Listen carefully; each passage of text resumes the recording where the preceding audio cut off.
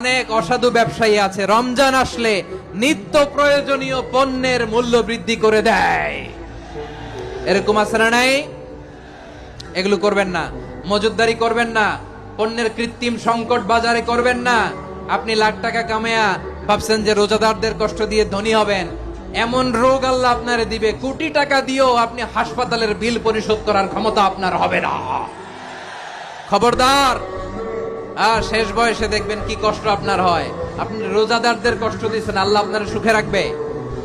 আল্লাহর দোহাই লাগে আমার ব্যবসায়ী ভাইয়ের এটা করবেন না। আরব বিশ্বে আমরা দেখেছি, আরব বিশ্বের ব্যবসায়ীরা সারা বছরে ব্যবসা করে, রমজানে ভর্তুকি দেয়। আর আমার দেশের কিছু অসাধু ব্যবসায়ী রমজানে গলাকাটা ব্যবসা করে আর সারা বছর সইটার উপর দিয়ে চলে। চিল্লায় বলেন ঠিক কিনা? করবেন না, এটা করবেন না। নিত্য প্রয়োজনীয় পণ্যের মূল্য বৃদ্ধি করা হারাম, পণ্যের কৃত্রিম সংকট তৈরি করা হারাম, মজুতদারি করা হারাম, রোজাদারদেরকে কষ্ট দেয়া হারাম। এটা করবেন না।